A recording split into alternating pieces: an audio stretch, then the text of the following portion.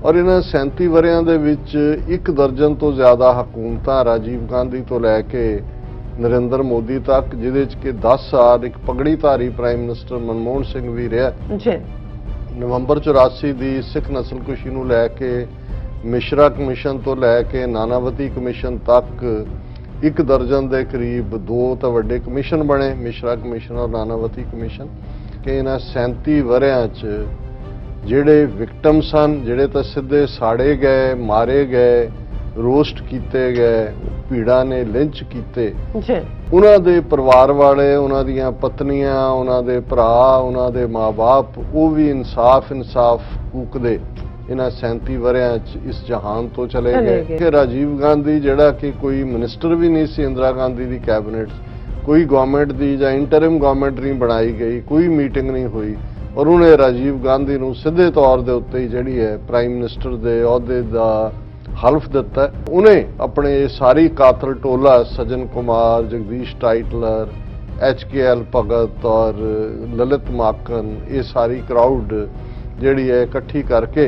उन्होंने ये कहा कि भाई तुसीं इत्थे की कर रहे हो, और अमिताभ बच्चन ज़ाहिर तौर पर कि जाओ जिहड़ा ये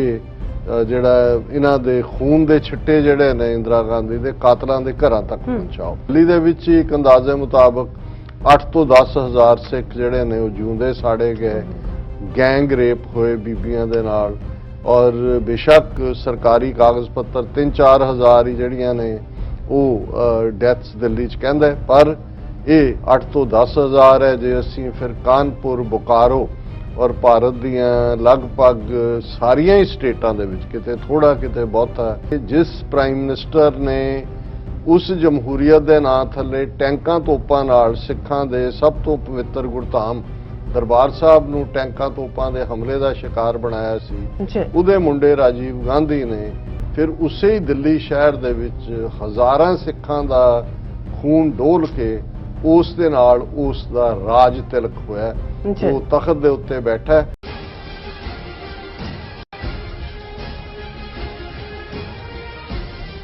वाहिगुरू जी का खालसा, वाहिगुरू जी की फतेह। अस्सलाम वालेकुम, आदाब, बरजमा हाँ तुहाडी होस्ट अनिल कौर, मैं TV84 ਦੇ ਸਾਰੇ ਦਰਸ਼ਕਾਂ ਤੇ ਸਰੋਤਿਆਂ ਨੂੰ ਜੀ ਆਇਆਂ ਕਹਿੰਦੀ ਹਾਂ ਪ੍ਰੋਗਰਾਮ ਸੱਚੋ ਸੱਚ ਵਿੱਚ, ਜਿਹੜੇ ਇਸ ਪ੍ਰੋਗਰਾਮ ਨਾਲ ਦੇਸ਼ਾਂ ਵਿਦੇਸ਼ਾਂ ਤੋਂ ਜੁੜ ਚੁੱਕੇ ਨੇ। ਖਾਲਸਾਨਾ ਅਫੇਅਰ ਸੈਂਟਰ ਦੇ ਸੰਚਾਲਕ ਡਾਕਟਰ ਅਮਰਜੀਤ ਸਿੰਘ ਜੀ ਸਟੂਡੀਓ 'ਚ ਮੇਰੇ ਨਾਲ ਮੌਜੂਦ ਨੇ। ਆਓ ਉਹਨਾਂ ਨਾਲ ਗੱਲਬਾਤ ਕਰਕੇ ਆਏ ਗਿਆ ਮਿਸ਼ੂਜ਼ ਉੱਪਰ ਉਹਨਾਂ ਤੋਂ ਉਹਨਾਂ ਦਾ ਤਬਸਰਾ ਜਾਣਦੇ ਹਾਂ।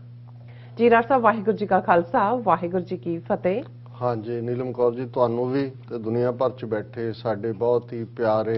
सोहने सियाणे TV84 ਦੇ ਵਿਊਅਰਸ ਨੂੰ ਵੀ ਵਾਹਿਗੁਰੂ ਜੀ ਕਾ ਖਾਲਸਾ, ਵਾਹਿਗੁਰੂ ਜੀ ਕੀ ਫਤਿਹ, ਤੇ ਸਾਡੇ ਬਹੁਤ ਹੀ ਪਿਆਰੇ ਮੁਸਲਮਾਨ ਭੈਣਾਂ ਭਰਾਵਾਂ ਨੂੰ अस्सलाम वालेकुम। जी डॉक्टर साहब, जी आनू प्रोग्राम सच्चो सच विच बहुत शुक्रिया जी। डॉक्टर साहब, अज 1 नवंबर 2021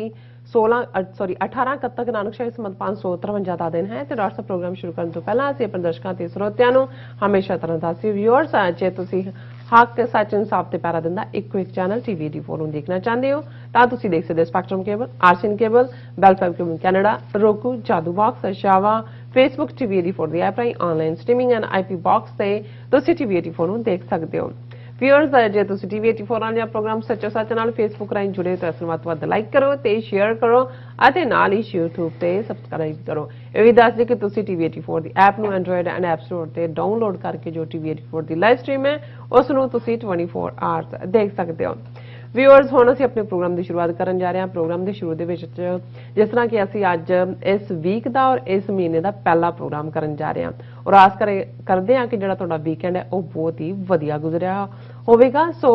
प्रोग्राम के शुरू में जिस तरह के वीकेंड के इशू होणगे और नाल ही जिहड़े करंट इशू ने उस दे उपर आपां डॉक्टर कोलों उन्हां दी विचार जाणांगे। सो उस तो पहलां असीं तुहानूं दस दईए कि प्रोग्राम सच्चो सच नूं स्पॉन्सर किया गया है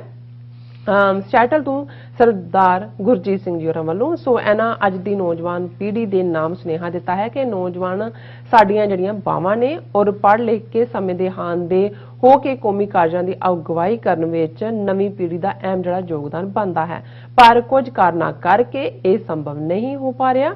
इस वाल ध्यान दिता जाए ते नौजवानी नूं इस पासे तोरन लई यतन किए जाण। सो डॉक्टर अमरजीत सिंह जी का धन्नवाद अते दर्शकों की बेनती है कि TV84 नूं मजबूत करने लई अपना दसवंध कड्डो। बाहर बैठे सिखां दे सिरे बड़ी ਅਹਿਮ ਜ਼ਿੰਮੇਵਾਰੀ ਹੈ। ਸੋ ਅੱਜ ਦੀ ਸਪਾਂਸਰਸ਼ਿਪ ਲਈ ਅਸੀਂ ਸਰਦਾਰ ਗੁਰਜੀਤ ਸਿੰਘ ਜੀ ਹੋਰਾਂ ਦਾ ਤਹਿ ਦਿਲ ਤੋਂ ਸ਼ੁਕਰੀਆ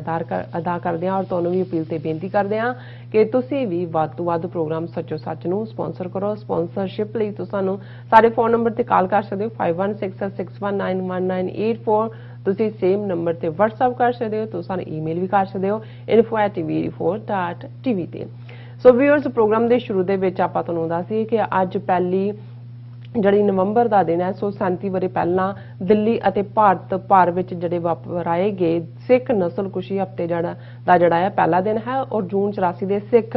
ਘੱਲੂਘਾਰੇ ਦਾ ਸ਼ਿਕਾਰ ਪੰਜਾਬ ਦੇ ਸਿੱਖਾਂ ਨੂੰ ਬਣਾਇਆ ਗਿਆ ਸੀ, ਜਦੋਂ ਕਿ ਨਵੰਬਰ 84 ਦੀ ਜਿਹੜੀ ਸਿੱਖ ਨਸਲਕੁਸ਼ੀ ਦਾ ਨਿਸ਼ਾਨਾ ਭਾਰਤ ਭਰ ਵਿੱਚ ਵਸਦੇ ਸਿੱਖ ਸਨ। ਸੋ ਨਵੰਬਰ 84 ਦੀ ਸਿੱਖ ਨਸਲਕੁਸ਼ੀ ਵਿੱਚ ਹਜ਼ਾਰਾਂ ਸਿੱਖਾਂ ਦਾ ਕਤਲੇਆਮ ਹੋਇਆ, ਸਿੱਖ ਬੀਬੀਆਂ ਨਾਲ ਜਬਰ ਜਨਾਹ ਹੋਇਆ। ਸੋ ਅਰਬਾਂ ਖਰਬਾਂ ਦੀ ਜਿਹੜੀ ਜਾਇਦਾਦ ਹੈ ਉਹ ਲੁੱਟੀ ਗਈ, ਸਾੜੀ ਗਈ। ਸੋ ਇਹ ਸਾਰਾ ਜਿਹੜਾ ਵਰਤਾਰਾ ਸੀ ਉਹ ਰਾਜੀਵ ਗਾਂਧੀ ਦੇ ਸਿੱਧੇ ਹੁਕਮਾਂ ਥੱਲੇ ਵਰਤਾਇਆ ਗਿਆ। ਸੋ 37 ਵਰੇ ਬੀਤਣ ਬਾਅਦ ਵੀ ਜਿਹੜਾ ਇਨਸਾਫ ਨਾਮ ਦੀ ਜਿਹੜੀ ਕੋਈ ਵੀ ਚੀਜ਼ ਨੇੜੇ ਤੇੜੇ ਨਹੀਂ ਹੈ। ਸੋ ਅੱਜ ਦਾ ਜਿਹੜਾ ਸੱਚੋ ਸੱਚ ਪ੍ਰੋਗਰਾਮ ਹੈ ਜੋ ਨਵੰਬਰ 84 ਦੇ ਵਿੱਚ ਸ਼ਹੀਦ ਹੋਏ, ਜੋ ਜਿਨ੍ਹਾਂ ਨਾਲ ਜਿਹੜੇ ਸਿੱਖਾਂ ਨਾਲ ਨਸਲਕੁਸ਼ੀ ਹੋਈ ਹੈ, ਉਹਨਾਂ ਦੀ ਯਾਦ ਨੂੰ ਆਪਾਂ ਸਮਰਪਿਤ ਕਰਦੇ ਹਾਂ। ਇਸ ਬੇਸ ਦੇ ਉੱਪਰ ਆਪਾਂ ਗੱਲਬਾਤ ਕਰਾਂਗੇ ਔਰ ਨਾਲ ਹੀ ਡਾਕਟਰ ਸਾਹਿਬ ਕੋਲ ਉਹਨਾਂ ਦਾ ਵੀਕਐਂਡ ਜਾਣਦੇ ਹਾਂ ਔਰ ਸਟਾਰਟਿੰਗ ਕਰਦੇ ਹਾਂ ਵੀਕਐਂਡ ਤੋਂ। ਡਾਕਟਰ ਸਾਹਿਬ, ਕੀ ਵਿਚਾਰਾਂ ਨੇ ਤੁਹਾਡੇ ਵੀਕਐਂਡ ਬਾਰੇ? ਦੇਖੋ, ਸਭ ਤੋਂ ਪਹਿਲਾਂ ਤਾਂ ਅਸੀਂ ਵੀਰ ਗੁਰਜੀਤ ਸਿੰਘ ਸਿਐਟਲ ਦਾ ਸ਼ੁਕਰੀਆ ਅਦਾ ਕਰਦੇ ਹਾਂ ਕਿ ਉਹਨਾਂ ਨੇ ਅੱਜ ਦੇ ਪ੍ਰੋਗਰਾਮ ਨੂੰ ਸਪਾਂਸਰ ਕੀਤਾ ਹੈ ਜੀ। ਔਰ ਉਹਨਾਂ ਨੇ ਬਿਲਕੁਲ ਠੀਕ ਕਿਹਾ ਕਿ ਅਲਟੀਮੇਟਲੀ ਨੌਜਵਾਨਾਂ ਤੱਕ ਸਾਡਾ ਸੁਨੇਹਾ ਜਾਣਾ ਇਹ ਸਭ ਤੋਂ ਅਹਿਮ ਗੱਲ ਹੈ। ਬਿਲਕੁਲ, ਕਿਉਂਕਿ ਸਾਡੀ ਜਨਰੇਸ਼ਨ ਜਿਹੜੀ ਕਿ ਲਗਭਗ ਪਿਛਲੇ 37 ਸਾਲ ਤੋਂ ਇਸ ਪਾਸੇ ਤੁਰੀ, ਉਸ ਨੇ ਆਪਣਾ ਰੋਲ ਅਦਾ ਕੀਤਾ ਹੈ। ਪਰ ਜਿਵੇਂ ਤੁਸੀਂ ਜੇ ਅੱਗੋਂ ਕਿਸੇ ਨੂੰ ਝੰਡਾ ਦੇਣਾ ਹੈ, ਝੰਡਾ ਫੜਾਉਣਾ ਹੈ, ਜਿਨ੍ਹਾਂ ਨੇ ਆਪਣੀ ਮੰਜ਼ਿਲ ਵੱਲ ਵਧਣਾ ਹੈ, ਤੇ ਉਹ ਨੌਜਵਾਨ ਨਹੀਂ। TV 84 ਦੀ ਇਹ ਕੋਸ਼ਿਸ਼ ਰਹੀ ਹੈ ਕਿ ਅਸੀਂ ਵੱਧ ਤੋਂ ਵੱਧ ਆਪਣੇ ਬੱਚੇ ਬੱਚੀਆਂ ਨੂੰ ਵੀ ਔਰ ਬਾਹਰ ਵੀ ਇਹ ਮੈਸੇਜ ਸਾਡਾ ਜਾ ਸਕੇ। ਔਰ ਇਹ ਪੋਸੀਬਲ ਵੀ ਤਾਂ ਹੀ ਹੈ ਕਿ ਜੇ ਵੀਰ ਗੁਰਜੀਤ ਸਿੰਘ ਵਰਗੇ ਜਿਹੜੇ ਵੀਰ ਨੇ, ਸੁਹਿਰਦ ਨੇ, ਮੀਡੀਆ ਦੀ ਅਹਿਮੀਅਤ ਨੂੰ ਸਮਝਦੇ ਨੇ, ਉਹ ਸਾਡੇ ਸਮਰਥਨ 'ਚ ਖਲੋਣ, ਜਿਹੜੇ ਕਿ ਉਹ ਖਲੋ ਰਹੇ ਨੇ ਔਰ ਅਸੀਂ ਉਹਨਾਂ ਦਾ ਸ਼ੁਕਰੀਆ ਅਦਾ ਕਰਦੇ ਹਾਂ। ਵੀਕਐਂਡ ਵੀ ਬਹੁਤ ਅਹਿਮ ਸੀ ਔਰ ਜਿਵੇਂ ਤੁਸੀਂ ਕਿਹਾ ਕਿ ਅੱਜ 1 ਨਵੰਬਰ ਦਾ ਦਿਨ ਸਮੁੱਚੀ ਸਿੱਖ ਕੌਮ ਦੁਨੀਆ ਭਰ ਦੇ ਵਿੱਚ ਜਿੱਥੇ ਜਿੱਥੇ ਵੀ ਕੋਈ ਗੁਰੂ ਨਾਨਕ ਨਾਮ ਲੇਵਾ ਵਸਦਾ ਹੈ ਜਾਂ ਕੋਈ ਵੀ ਇਨਸਾਨੀਅਤ ਪਸੰਦ ਇਨਸਾਨ ਜਿਸ ਨੂੰ ਤਾਰੀਖ ਇਤਿਹਾਸ ਦੇ ਉੱਤੇ ਥੋੜਾ ਬਹੁਤ ਆਬੂਰ ਹੈ ਜਾਂ ਉਸ ਦੀ ਦਿਲਚਸਪੀ ਹੈ, ਉਹ ਜਿਹੜਾ ਖੂਨ ਦੇ ਅਥਰੂ ਰੋਂਦਾ ਹੈ ਇਹ ਸਾਰੇ ਹਫ਼ਤੇ ਦੇ ਅੰਦਰ। ਬਿਲਕੁਲ, ਕਿਉਂਕਿ ਜੋ ਕੁਝ ਦਿੱਲੀ, ਕਾਨਪੁਰ, ਬੋਕਾਰੋ, ਭਾਰਤ ਦੇ ਆਲਮੋਸਟ ਕਾਂਗਰਸ ਰੂਲਡ ਸਾਰੇ ਹੀ ਸੂਬਿਆਂ ਦੇ ਵਿੱਚ ਔਰ ਕੱਲਾ ਇੱਕ ਵੱਡੇ ਸ਼ਹਿਰਾਂ 'ਚ ਨਹੀਂ, ਗਲੀਆਂ ਕੂਚਿਆਂ 'ਚ ਔਰ ਟ੍ਰੇਨਾਂ ਬੱਸਾਂ 'ਚੋਂ ਲਾ ਕੇ ਜਿਵੇਂ ਸਿੱਖਾਂ ਨੂੰ ਜਿਉਂਦੇ ਸਾੜਿਆ ਗਿਆ ਹੈ, ਸਿੱਖ ਬੀਬੀਆਂ ਦੇ ਨਾਲ ਜਬਰ ਜਨਾਹ ਹੋਇਆ ਔਰ ਛੋਟੇ ਛੋਟੇ ਬੱਚੇ ਵੀ ਗੈਸਾਂ ਦੇ ਉੱਤੇ ਰੱਖ ਕੇ ਰੋਸਟ ਕਰ ਦਿੱਤੇ ਗਏ। ਇਹ ਇੰਨੀ ਵੱਡੀ ਜਿਹੜੀ ਹੈ ਦੁਖਦ ਕਹਾਣੀ ਹੈ ਕਿ ਉਸ ਦੇ ਲਈ ਤਾਂ ਜੇ ਅਸੀਂ 37 ਵਰੇ ਕਹੀਏ ਔਰ ਇਸ ਲਈ ਟਾਈਟਲ ਵੀ ਪੇਨਫੁਲ ਵੀਪਿੰਗ ਵੂੰਡਸ। ਇੱਕੋ ਜ਼ਖਮ ਹੁੰਦੇ ਨੇ ਜਿਹੜੇ ਜ਼ਖਮ ਮਿਲਦੇ ਨੇ ਪਰ ਵਕਤ ਪਾ ਕੇ ਉਹਨਾਂ ਦੇ ਉੱਤੇ ਜਿਹੜਾ ਅੰਗੂਰ ਆ ਜਾਂਦਾ ਹੈ ਉਹ ਹੀਲ ਹੋ ਜਾਂਦੇ ਨੇ। ਔਰ ਇਹ ਜਦੋਂ ਕਿ ਹਕੂਮਤਾਂ ਸਰਕਾਰਾਂ ਇਸ ਕਿਸਮ ਦੀ ਨੀਤੀ ਬਣਾ ਕੇ ਸਟੇਟ ਸਪਾਂਸਰਡ ਜੈਨੋਸਾਈਡ ਸੀ, ਇਹ ਨਸਲਕੁਸ਼ੀ ਸੀ ਔਰ ਇਹਨਾਂ 37 ਵਰਿਆਂ ਦੇ ਵਿੱਚ 1 ਦਰਜਨ ਤੋਂ ਜ਼ਿਆਦਾ ਹਕੂਮਤਾਂ ਰਾਜੀਵ ਗਾਂਧੀ ਤੋਂ ਲੈ ਕੇ ਨਰਿੰਦਰ ਮੋਦੀ ਤੱਕ, ਜਿਹਦੇ 'ਚ ਕਿ 10 ਸਾਲ ਇੱਕ ਪਗੜੀਧਾਰੀ ਪ੍ਰਾਈਮ ਮਿਨਿਸਟਰ ਮਨਮੋਹਨ ਸਿੰਘ ਵੀ ਰਿਹਾ। ਨਵੰਬਰ 84 ਦੀ ਸਿੱਖ ਨਸਲਕੁਸ਼ੀ ਨੂੰ ਲੈ ਕੇ ਮਿਸ਼ਰਾ ਕਮਿਸ਼ਨ ਤੋਂ ਲੈ ਕੇ ਨਾਨਾਵਤੀ ਕਮਿਸ਼ਨ ਤੱਕ 1 ਦਰਜਨ ਦੇ ਕਰੀਬ 2 ਤਾਂ ਵੱਡੇ ਕਮਿਸ਼ਨ ਬਣੇ, ਮਿਸ਼ਰਾ ਕਮਿਸ਼ਨ ਔਰ ਨਾਨਾਵਤੀ ਕਮਿਸ਼ਨ, ਔਰ ਦਰਜਨਾਂ ਹੋਰ ਕਮੇਟੀਆਂ ਵੀ ਬਣੀਆਂ, ਇੱਕ ਤੋਂ ਬਾਅਦ ਇੱਕ ਅਦਾਲਤ, ਛੋਟੀ ਅਦਾਲਤ, ਵੱਡੀ ਅਦਾਲਤ, session court, high court, supreme court. ਪਰ ਜੇ ਸਾਫ਼ ਲਫ਼ਜ਼ਾਂ ਦੇ ਵਿੱਚ ਕਹਿਣਾ ਹੋਏ ਤਾਂ ਇਹ ਹੈ ਕਿ ਇਹਨਾਂ 37 ਵਰਿਆਂ 'ਚ ਜਿਹੜੇ ਵਿਕਟਮ ਸਨ, ਜਿਹੜੇ ਤਾਂ ਸਿੱਧੇ ਸਾੜੇ ਗਏ, ਮਾਰੇ ਗਏ, ਰੋਸਟ ਕੀਤੇ ਗਏ, ਭੀੜਾਂ ਨੇ ਲਿੰਚ ਕੀਤੇ, ਉਹਨਾਂ ਦੇ ਪਰਿਵਾਰ ਵਾਲੇ, ਉਹਨਾਂ ਦੀਆਂ ਪਤਨੀਆਂ, ਉਹਨਾਂ ਦੇ ਭਰਾ, ਉਹਨਾਂ ਦੇ ਮਾਂ-ਬਾਪ, ਉਹ ਵੀ ਇਨਸਾਫ ਕੂਕਦੇ ਇਹਨਾਂ 37 ਵਰਿਆਂ 'ਚ ਇਸ ਜਹਾਨ ਤੋਂ ਚਲੇ ਚਲੇ ਗਏ। ਗਏ ਬਿਲਕੁਲ। ਜਿਹੜੇ ਕੋਈ ਆਈ ਵਿਟਨੈਸਿਸ ਸਨ ਜਿਨ੍ਹਾਂ ਨੇ ਕੇਸਾਂ ਦੇ ਮਾਮਲੇ ਦੇ ਵਿੱਚ ਜਾ ਕੇ ਉਹਨਾਂ ਨੇ ਗਵਾਹੀਆਂ ਵੀ ਦਿੱਤੀਆਂ, ਉਹਨਾਂ ਚੋਂ ਵੀ ਇੱਕ ਪੂਰੀ ਜਿਹੜੇ ਆ ਜਨਰੇਸ਼ਨ ਤੁਰੀ ਗਈ ਆ ਆਲਮੋਸਟ 37 ਵਰਿਆਂ 'ਚ। ਔਰ ਇਸ ਸਭ ਨੂੰ ਵਰਤਾਉਣ ਵਾਲੇ ਜਿੱਥੇ ਰਾਜੀਵ ਗਾਂਧੀ ਜਿਹੜਾ ਕਿ ਇੰਦਰਾ ਗਾਂਧੀ ਦੀ dead body all India institute 'ਚ ਪਈ ਹੈ, 31 ਅਕਤੂਬਰ ਸਵੇਰ ਵੇਲੇ ਉਹ ਪਾਪਣ ਆਪਣੇ ਕੀਤੇ ਦੀ ਸਜ਼ਾ ਭੋਗਦੀ ਹੈ। ਔਰ 31 ਅਕਤੂਬਰ ਸ਼ਾਮ ਤੱਕ ਜਦੋਂ ਕਿ ਇਹ ਖਬਰ ਵੀ ਬਾਹਰ ਆ ਜਾਂਦੀ ਹੈ, ਕੋਈ ਵੀ ਇਸ ਕਿਸਮ ਦਾ ਸਪੌਂਟੇਨੀਅਸ ਦੇਖਣ 'ਚ ਨਹੀਂ ਆਉਂਦਾ ਕਿ ਜਿਹਦੇ 'ਚ ਇਹ ਹੋਏ ਕਿ ਜੀ ਲੋਕਾਂ ਨੇ ਆਪ ਮੁਹਾਰੇ ਕੋਈ ਰਿਵੈਂਜ ਦੇ ਥੱਲੇ ਜਿਹੜੇ ਹਮਲੇ ਕਰਨੇ ਸ਼ੁਰੂ ਕੀਤੇ। ਔਰ ਅਸੀਂ ਇਹ ਦੇਖਦੇ ਹਾਂ ਕਿ ਰਾਜੀਵ ਗਾਂਧੀ ਆਪਣੇ ਕਿਚਨ ਕੈਬਨਿਟ ਜਿਹੜੀ ਉਸ ਦੀ ਉਹ ਬਣਾਉਂਦਾ ਹੈ, ਕਿਉਂਕਿ ਜਿਹੜਾ ਜ਼ੈਲ ਸਿੰਘ ਜਿਹੜਾ ਉਹਨੇ ਜਿੱਥੇ ਇੱਕ ਗੁਨਾਹ ਉਹਨੇ ਜੂਨ 84 ਚ ਪ੍ਰੈਜ਼ੀਡੈਂਟ ਹੁੰਦਿਆਂ ਉਸ ਦੀ ਛਤਰ ਛਾਇਆ ਥੱਲੇ ਉਹਦੀ ਫੌਜ, ਕਿਉਂਕਿ ਪ੍ਰੈਜ਼ੀਡੈਂਟ ਕਮਾਂਡਰ ਇਨ ਚੀਫ ਹੁੰਦਾ, ਉਹਨਾਂ ਨੇ ਦਰਬਾਰ ਸਾਹਿਬ ਤੇ ਹਮਲਾ ਕੀਤਾ, ਉਹ ਗੁਨਾਹ। ਦੂਸਰਾ ਗੁਨਾਹ ਕਿ ਰਾਜੀਵ ਗਾਂਧੀ ਜਿਹੜਾ ਕਿ ਕੋਈ ਮਿਨਿਸਟਰ ਵੀ ਨਹੀਂ ਸੀ ਇੰਦਰਾ ਗਾਂਧੀ ਦੀ ਕੈਬਨਿਟ 'ਚ, ਕੋਈ ਗਵਰਨਮੈਂਟ ਦੀ ਜਾਂ ਇੰਟਰਿਮ ਗਵਰਨਮੈਂਟ ਨਹੀਂ ਬਣਾਈ ਗਈ, ਕੋਈ ਮੀਟਿੰਗ ਨਹੀਂ ਹੋਈ, ਔਰ ਉਹਨੇ ਰਾਜੀਵ ਗਾਂਧੀ ਨੂੰ ਸਿੱਧੇ ਤੌਰ ਦੇ ਉੱਤੇ ਹੀ ਜਿਹੜੀ ਹੈ ਪ੍ਰਾਈਮ ਮਿਨਿਸਟਰ ਦੇ ਅਹੁਦੇ ਦਾ ਹਲਫ ਦਿੱਤਾ। ਔਰ ਉਹਨੇ ਆਪਣੇ ਇਹ ਸਾਰੀ ਕਾਤਲ ਟੋਲਾ ਸਜਨ ਕੁਮਾਰ, ਜਗਦੀਸ਼ ਟਾਈਟਲਰ, HKL ਭਗਤ ਔਰ ਲਲਿਤ ਮਾਕਨ, ਇਹ ਸਾਰੀ ਕਰਾਊਡ ਜਿਹੜੀ ਹੈ ਇਕੱਠੀ ਕਰਕੇ ਉਹਨਾਂ ਨੂੰ ਇਹ ਕਿਹਾ ਕਿ ਭਾਈ ਤੁਸੀਂ ਇੱਥੇ ਕੀ ਕਰ ਰਹੇ ਹੋ। ਔਰ ਅਮਿਤਾਭ ਬੱਚਨ ਜ਼ਾਹਰ ਤੌਰ ਤੇ ਕਿ ਜਾਓ ਜਿਹੜਾ ਇਹ ਜਿਹੜਾ ਇਹਨਾਂ ਦੇ ਖੂਨ ਦੇ ਛਿੱਟੇ ਜਿਹੜੇ ਨੇ ਇੰਦਰਾ ਗਾਂਧੀ ਦੇ ਕਾਤਲਾਂ ਦੇ ਘਰਾਂ ਤੱਕ ਪਹੁੰਚਾਓ। ਔਰ ਨਤੀਜੇ ਦੇ ਤੌਰ ਤੇ ਅਸੀਂ ਦੇਖਦੇ ਹਾਂ ਕਿ ਜਿਹੜੀ ਨਸਲਕੁਸ਼ੀ ਅਦਰਵਾਈਜ਼ ਵੀ ਇੰਦਰਾ ਗਾਂਧੀ ਨੇ ਪਲਾਨ ਕੀਤੀ ਹੋਈ ਸੀ, ਨਵੰਬਰ ਦੇ ਮਹੀਨੇ ਗੁਰੂ ਨਾਨਕ ਸਾਹਿਬ ਦੇ ਪ੍ਰਕਾਸ਼ ਪੁਰਬ ਦੇ ਮੌਕੇ ਭਾਰਤ ਭਰ 'ਚ ਕੀਤਾ ਜਾਣਾ ਸੀ, ਜਿਸ ਦੀ ਭਿਣਕ ਵੀ ਸ਼ਹੀਦ ਬੇਅੰਤ ਸਿੰਘ ਨੂੰ ਲੱਗੀ, ਕਿਉਂਕਿ ਇਹ ਹੁਣ ਮੈਂਸ਼ਨ ਹੁੰਦਾ ਹੈ ਕਿ ਵੀ ਇਕੱਲਾ ਜੂਨ 84 ਦਾ ਘੱਲੂਕਾਰਾ ਨਹੀਂ, ਨਵੰਬਰ ਦੇ ਵਿੱਚ ਭਾਰਤ ਭਰ ਦੇ ਵਿੱਚ ਗੁਰਦੁਆਰਿਆਂ ਤੇ ਹਮਲੇ ਕਰਕੇ, ਜਿਵੇਂ ਉਹਨਾਂ ਨੇ 3 ਜੂਨ ਦਾ ਦਿਨ ਚੁਣਿਆ ਸੀ ਪੰਜਾਬ 'ਚ ਜਦੋਂ ਕਿ ਸਭ ਤੋਂ ਜ਼ਿਆਦਾ ਸੰਗਤਾਂ ਗੁਰਦੁਆਰਿਆਂ 'ਚ ਸਨ ਹਮਲਾ ਕਰਨ ਦਾ, ਇਸੇ ਤਰ੍ਹਾਂ ਨਵੰਬਰ ਨੂੰ ਗੁਰੂ ਨਾਨਕ ਸਾਹਿਬ ਦਾ ਪ੍ਰਕਾਸ਼ ਪੁਰਬ ਜਿਹੜਾ ਸ਼ਾਇਦ ਉਹ ਸਾਲ 8 ਜਾਂ 9 ਨਵੰਬਰ ਨੂੰ ਸੀ, ਇਹ ਸਾਰੇ ਗੁਰਦੁਆਰਿਆਂ 'ਚ ਹਮਲੇ ਕੀਤੇ ਜਾਣੇ ਸੀ। ਸੋ ਉਹਨਾਂ ਦੀਆਂ ਦੇ ਕੋਲ ਵੋਟਰ ਲਿਸਟਾਂ ਵੀ ਸੀ, ਕਿੱਥੇ ਕਿੱਥੇ ਕੌਣ ਰਹਿੰਦਾ ਹੈ, ਸਿੱਖਾਂ ਦੀ ਆਬਾਦੀ ਕਿੱਥੇ ਕਿੱਥੇ ਜਿਹੜੀ ਹੈ। ਜੇ ਕਿਉਂਕਿ ਦਿੱਲੀ ਵਰਗੇ ਸ਼ਹਿਰ 'ਚ ਜੇ ਵੱਡੇ ਘਰ ਨੇ 10 ਮੰਜ਼ਲਾਂ ਨੇ ਤਾਂ ਉਹਨਾਂ ਨੂੰ ਪਤਾ ਸੀ ਕਿ ਚੌਥੀ ਮੰਜ਼ਲ ਤੇ ਸਿੱਖ ਹੈ।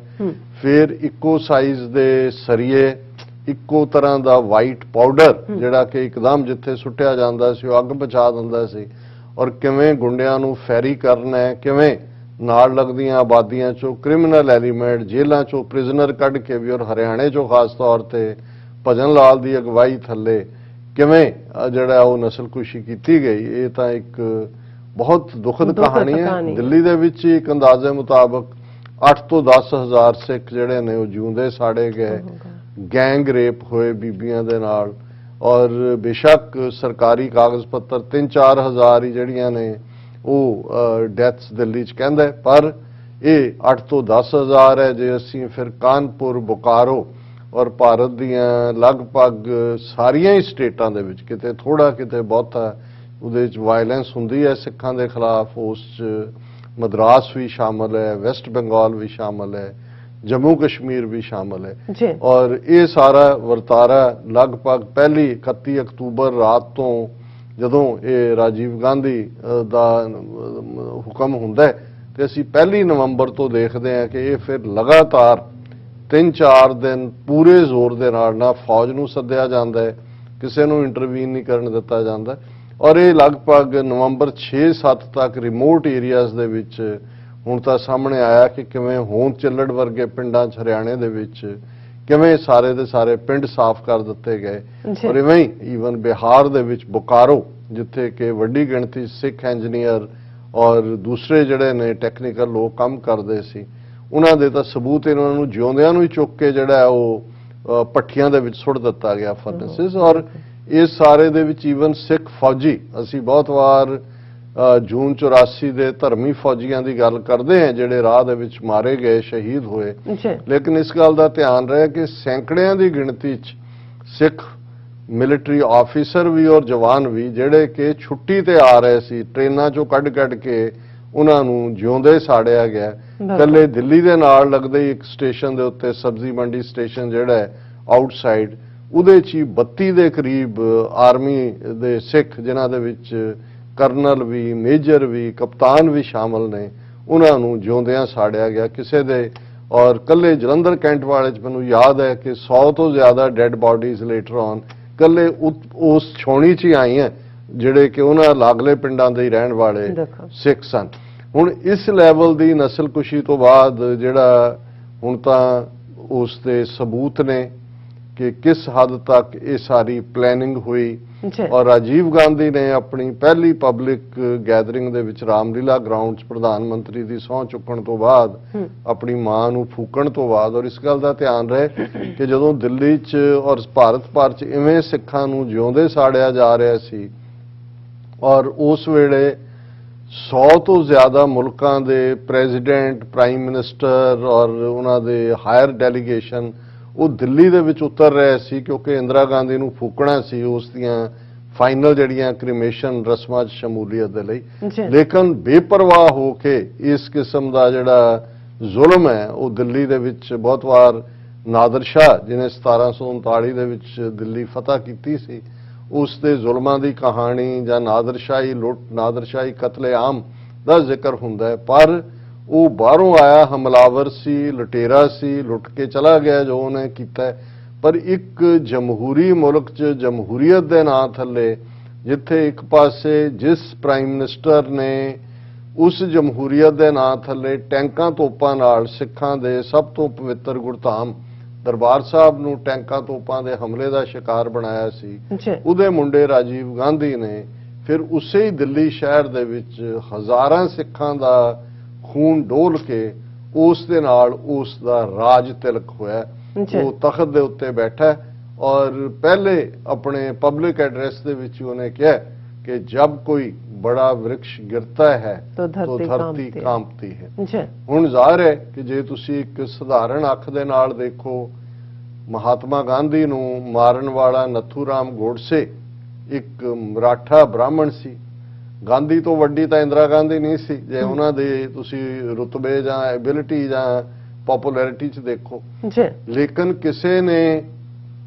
ਨੱਥੂਰਾਮ ਗੋਡਸਾ ਕਿ ਬ੍ਰਾਹਮਣ ਹੈ, ਮਰਾਠਾ ਹੈ, ਮਰਾਠਿਆਂ ਤੇ ਹਮਲੇ ਨਹੀਂ ਕੀਤੇ, ਮਹਾਰਾਸ਼ਟਰ ਦੇ ਬਾਹਮਣਾਂ ਨੂੰ ਨਹੀਂ ਮਾਰਿਆ ਕਿ ਮਾਰਨ ਵਾਲਾ ਇੱਕ ਬ੍ਰਾਹਮਣ ਹੈ। ਫਿਰ ਜਦੋਂ ਉਹੀ ਰਾਜੀਵ ਗਾਂਧੀ, ਜਿਹਨੂੰ ਇੰਦਰਾ ਗਾਂਧੀ ਵੱਡਾ ਵ੍ਰਿਕਸ਼ ਨਜ਼ਰ ਆਂਦੀ ਸੀ, ਉਹਨੂੰ ਆਪਣਾ ਪੱਤੇ ਹੋਣ ਦਾ ਫਿਰ ਅਹਿਸਾਸ ਹੋਣਾ ਚਾਹੀਦਾ ਹੈ। ਜਦੋਂ ਉਹਦੇ ਜ਼ੁਲਮਾਂ ਦਾ ਸ਼ਿਕਾਰ ਇੱਕ ਤਾਮਿਲ ਬੀਬੀ ਨੇ, ਜਿਨ੍ਹਾਂ ਦੇ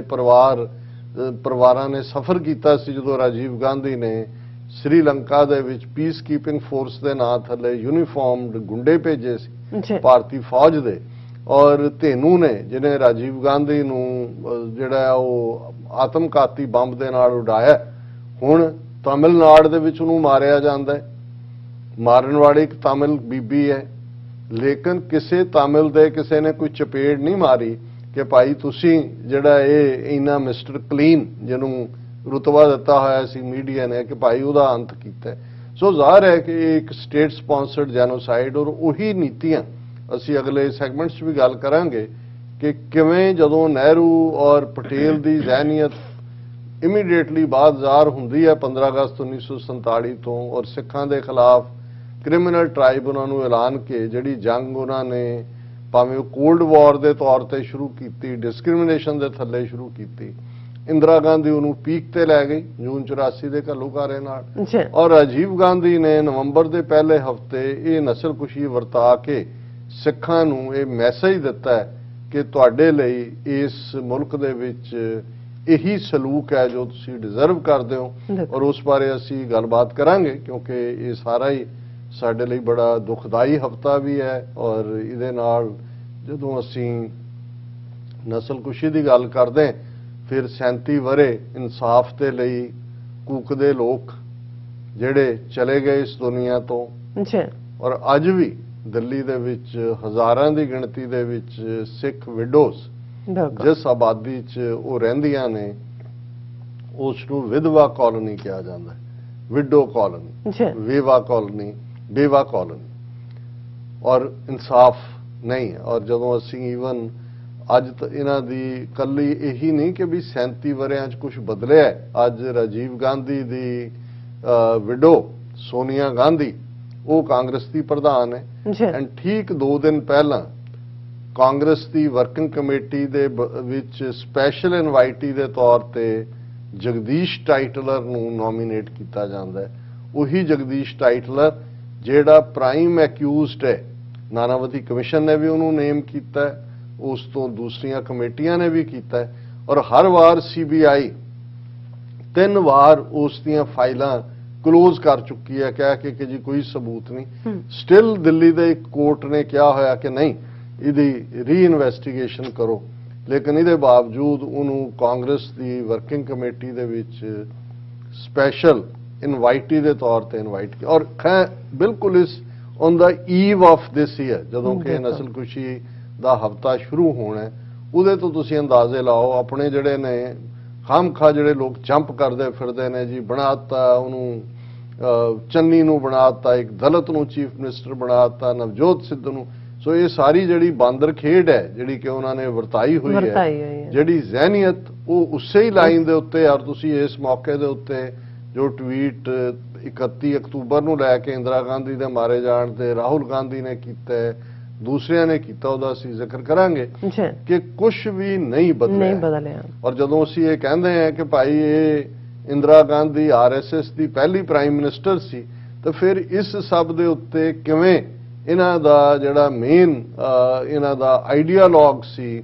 ਉਸ ਵੱਲੋਂ ਕਿਵੇਂ 9 ਨਵੰਬਰ ਨੂੰ ਗੁਰੂ ਨਾਨਕ ਸਾਹਿਬ ਦੇ ਪ੍ਰਕਾਸ਼ ਪੁਰਬ ਦੇ ਮੌਕੇ ਇੱਕ ਪੂਰਾ ਲਿਖਤ ਜਿਹੜੀ ਹੈ ਉਹ ਸਾਰੇ ਪਾਸੇ ਸਰਕੂਲੇਟ ਕੀਤੀ ਗਈ ਜਿਸ ਨੂੰ ਇਹਨਾਂ ਨੇ ਭਾਰਤ ਰਤਨ ਦਿੱਤਾ ਹੈ। ਆਰਐਸਐਸ ਆਈਡੀਆਲੋਗ ਨੂੰ ਉਹਨੇ ਜਸਟੀਫਾਈ ਕੀਤਾ ਕਿ ਇਹ ਸਿੱਖਾਂ ਨਾਲ ਹੋਣਾ ਜ਼ਰੂਰੀ ਸੀ ਔਰ ਸਿੱਖਾਂ ਨੂੰ ਉਹਨੇ ਐਡਵਾਈਜ਼ ਕੀਤਾ ਕਿ ਵੀ ਤੁਸੀਂ ਜਿਹੜਾ ਹੈ ਇਸ ਨੂੰ ਜਿਹੜਾ ਭਾਣਾ ਮੰਨੋ ਕਿਉਂਕਿ ਤੁਸੀਂ ਇਹ ਡਿਜ਼ਰਵ ਕਰਦੇ ਸੀ। ਤੁਸੀਂ ਆਪਣੇ ਆਪ ਨੂੰ ਹਿੰਦੂਆਂ ਤੋਂ ਵੱਖਰੇ ਕਹਿਣਾ ਸ਼ੁਰੂ ਕਰਤਾ ਸੀ, ਇਹ ਤੁਹਾਨੂੰ ਸਬਕ ਸਿਖਾਉਣ ਦੇ ਲਈ ਇਹ ਬੜਾ ਜ਼ਰੂਰੀ ਸੀ। ਸੋ ਜ਼ਾਹਿਰ ਹੈ ਤੁਸੀਂ ਵੀਕਐਂਡ ਦੀ ਗੱਲ ਵੀ ਕੀਤੀ ਹੈ ਔਰ ਮੈਂ ਸਮਝਦਾ ਹਾਂ ਵੀ ਕੁਝ ਚੀਜ਼ਾਂ ਇਤਿਹਾਸ ਦਾ ਦੁਹਰਾ ਵੀ ਹੁੰਦਾ ਤੇ ਕੁਝ ਚੀਜ਼ਾਂ ਨਵੇਂ ਇਤਿਹਾਸ ਦੀ ਸੈਟਿੰਗ ਵੀ ਹੁੰਦੀ। ਅਸੀਂ ਅਕਸਰ ਜ਼ਿਕਰ ਕੀਤਾ ਹੈ 31 ਅਕਤੂਬਰ ਦੇ ਪ੍ਰੋਗਰਾਮ ਨੂੰ ਵੀ ਸਮਰਪਿਤ ਫਰਾਈਡੇ ਦੇ ਅਸੀਂ ਪ੍ਰੋਗਰਾਮ 'ਚ ਗੱਲ ਕੀਤੀ ਸੀ ਕਿ 15 ਅਗਸਤ 1947 ਤੋਂ ਜੂਨ 84 ਤੱਕ 37 ਵਰ੍ਹੇ ਬਣਦੇ ਨੇ ਔਰ ਇਹਨਾਂ 37 ਵਰ੍ਹਿਆਂ ਦੇ ਵਿੱਚ ਪੀਸਫੁਲ ਤਰੀਕੇ ਦੇ ਨਾਲ ਸਿੱਖ ਕੌਮ ਨੇ ਆਪਣੇ ਹੱਕ ਲੈਣ ਦੇ ਲਈ ਸੰਘਰਸ਼ ਕੀਤਾ। ਜਵਾਬ ਮਿਲਿਆ ਟੈਂਕਾਂ ਤੋਪਾਂ ਨਾਲ ਹਮਲਾ। ਇਹ 37 ਵਰ੍ਹੇ ਜਿਨ੍ਹਾਂ 'ਚ ਲਗਭਗ 10 ਸਾਲ ਹਥਿਆਰਬੰਦ ਸੰਘਰਸ਼ ਦੇ ਨੇ 84 ਤੋਂ 94 95 ਤੱਕ ਔਰ ਫਿਰ ਭਾਰਤੀ ਸਰਕਾਰ ਦੀ ਜਿਹੜੀ ਸਿੱਖਾਂ ਦੇ ਖਿਲਾਫ ਟੋਟਲ ਵਾਰ ਦੀ ਨੀਤੀ ਹੈ ਉਹਦੇ ਅੱਡ-ਅੱਡ ਪੜਾਅ ਨੇ।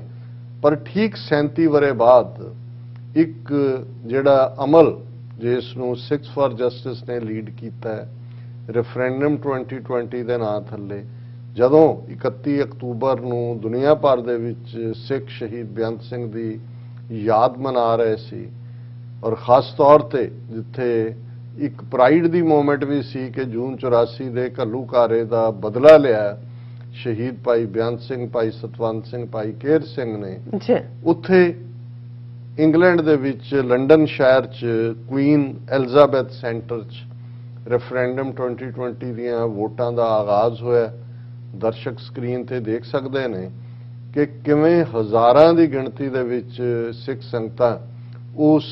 ਰੈਫਰੈਂਡਮ 'ਚ ਵੋਟ ਪਾਉਣ ਦੇ ਲਈ ਹਾਜ਼ਰ ਹੋਈਆਂ। ਬੱਸਾਂ ਦੇ ਵਿੱਚ ਭਰ ਕੇ ਸਿੱਖ ਸੰਗਤਾਂ ਜਿਹੜੀਆਂ ਨੇ ਉਹ ਸਵੇਰੇ ਅਰਲੀ ਆਵਰਸ ਤੋਂ ਹੀ ਆਣੀਆਂ ਸ਼ੁਰੂ ਹੋਈਆਂ ਔਰ ਇਹ ਇੱਕ ਆਪਣੇ ਆਪ ਦੇ ਵਿੱਚ ਔਰ ਇਹਨੂੰ ਤੁਸੀਂ ਭਾਰਤੀ ਮੀਡੀਆ 'ਚ ਆਲਮੋਸਟ ਇਸ ਖਬਰ ਨੂੰ ਗਾਇਬ ਦੇਖੋਗੇ। ਪਾਕਿਸਤਾਨੀ ਮੀਡੀਆ 'ਚ ਥੋੜੀ ਬਹੁਤ ਕਵਰੇਜ ਹੈ ਲੇਕਿਨ ਸੋਸ਼ਲ ਮੀਡੀਆ ਤੇ ਜ਼ਾਹਿਰ ਹੈ ਅੱਜ ਤੁਸੀਂ ਹਕੀਕਤ ਨੂੰ ਕਿੰਨਾ ਕੁ ਲੁਕੋ ਸਕਦੇ ਹੋ। ਸੋ ਅਸੀਂ ਇਹ ਸਮਝਦੇ ਹਾਂ ਵੀ ਇਹ ਵੀ ਇੱਕ ਇਤਿਹਾਸਕ ਦਿਨ ਬਣ ਗਿਆ ਇਸ ਹਵਾਲੇ ਦੇ ਨਾਲ ਔਰ ਮੈਂ ਕਿਉਂਕਿ ਇੱਥੇ ਅਸੀਂ ਦੱਸਿਆ ਸੀ ਫਰਾਈਡੇ ਨੂੰ ਕਿ ਐਤਵਾਰ ਦਾ ਦੀਵਾਨ ਗੁਰਦੁਆਰਾ